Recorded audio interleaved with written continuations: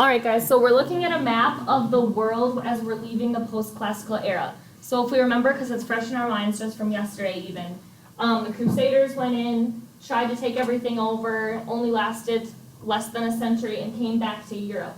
But in that meantime, they discovered spices and soap and all of the advancements that the Muslim world had. So we have this trade route going on here between Europe and Eurasia, and then we have Africa. If you remember, the Bantu were expanding from West Africa over. And then we have the Indian Ocean trade, this is where the Polynesians were from, if you guys remember. And so there's just a massive trade network here. And then over here, we have the Aztec and the Inca Empire, and they don't really do much trade. They're totally independent. They do everything on their own. And these people have no clue that these people even exist yet. So what we can take from this is that these guys are independent. They're inventing everything on their own because they don't have trade. Over here, did the Europeans invent soap or spices or find them at all? No. Are we all shaking our heads no? No, they found them when they went over to the Muslim world. So we have three different groups or three different trade networks going on here. So these groups over here don't have to invent everything that they're using. They can get it from other cultures and make it better or make it more custom to what they're doing. Did you have something to add? Yeah, just a year check here real quick. We're in the early modern era. For our context, we like the years. So we're looking at 1450 to 1750. Goodbye, post-classical era. We just left the post-classical era, which was 600 to 1450. Something else for you to know, and this connects exactly what Ms. Oster was telling you. Europe will be rising and getting much more powerful in this era. A lot of it is from all the goods and technology they get access to that was traded during the post-classical era. Early modern era, they get their hands on it, and we'll see what happens when they get to the Americas. Your Aztecs in central Mexico, Incas, are not trading with each other because of geography. Here the trade networks connect. Here these never really developed trade networks. So again, here in the Inca Empire, the people who live around them pretty much invent everything on their own from scratch. Is it a lot harder to invent things from scratch? Yeah. Okay. You want to add anything or? No, that covers it. All right, let's, I'm going to pause this real quick. And why don't you guys...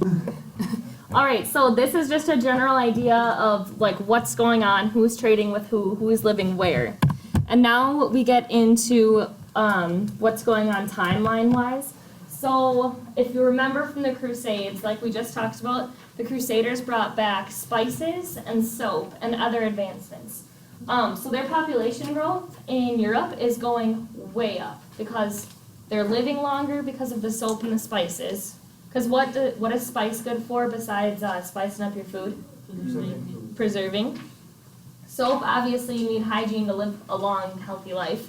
And they also have all these technological and healthcare advancements that they took back from the Muslim world.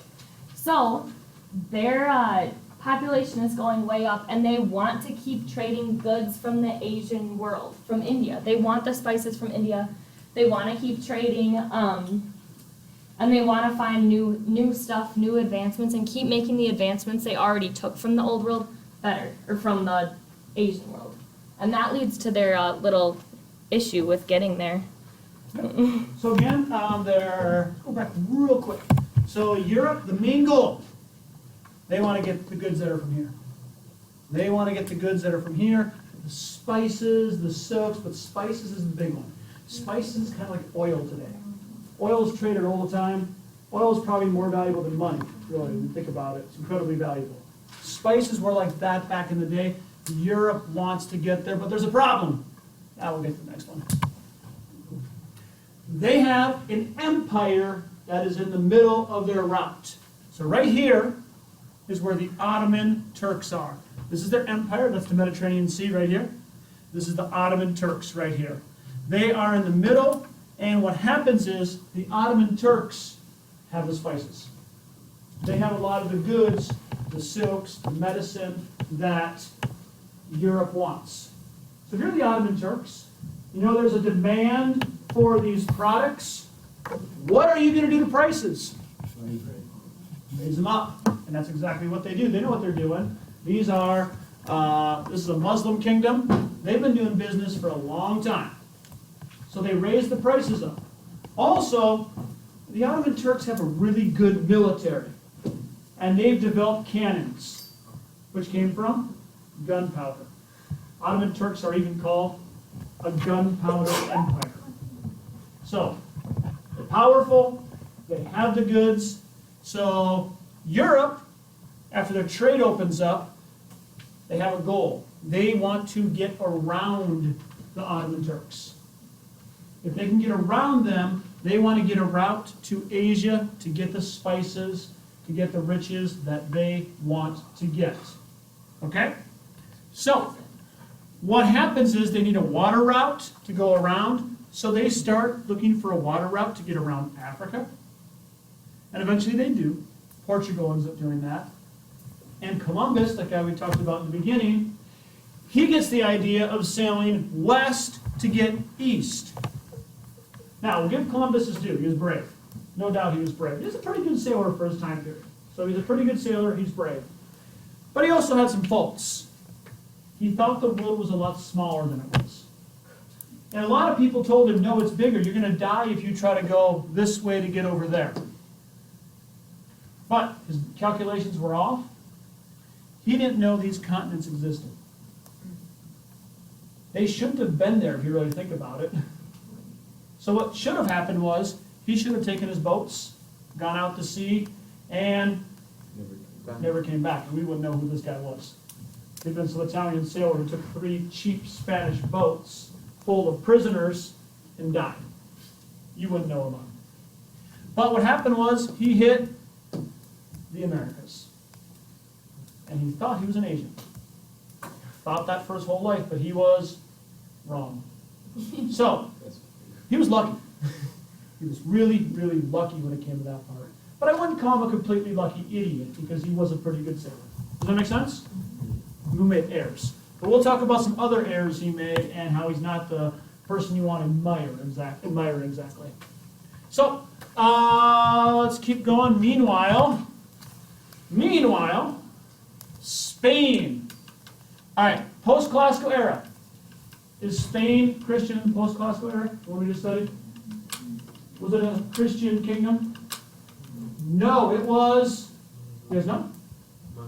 Muslim. It was Islamic. Spain was part of an Islamic kingdom for about 800 years in the post-classical era. So here's an easy way to contextualize it. Post-classical era, Spain was Islamic. Post-classical era, Spain was Muslim. Early modern era, Spain becomes Christian. Now, it was Christian if we go all the way back to the Roman Empire. But, so Spain was Islamic, but the Christians start fighting and are able to regain their land. It's called the Reconquista, or the Reconquest. And they're able to take over Spain for Christianity. And they're basically able to defeat and kick the Muslims out of Spain into North Africa. But it takes 800 years to do it. Basically, it starts in the 700s. They're not done till 1492. Here's the thing that's really, really, really messed up. The year Spain kicks the Muslims out is the same year Columbus sails for the Americas. That's just a coincidence. Okay, those two aren't like tied together. Okay? So we got Spain. Spain becomes a Christian empire at this time. But think about it. Where in Europe are they going to have the most technology? Spain. It was a Muslim area. They had the biggest cities in that time. They had the best technology at that time. And Spain will have that in their hands. So who's the most likely to be able to go out and sail to the Americas? Spain is. Spain's in a very good position where they are. Good position for geography, too. All right, back to the Americas. Meanwhile, in the Americas. Keep the lights so we can see this better. All right, Kingdoms are thriving in the Americas. Even without the large trade networks, there's some trade going on in the Americas. Groups are trading with each other, just nowhere near as much as in the Afro-Eurasian trade network. This is a picture, it's called Machu Picchu. It's pretty cool. It's about 13,000 feet in elevation. This is in South America. It's the remains of an Incan city. It's actually important because the Spanish didn't destroy it. And we still have the original Incan city we can go to and see, Incan city.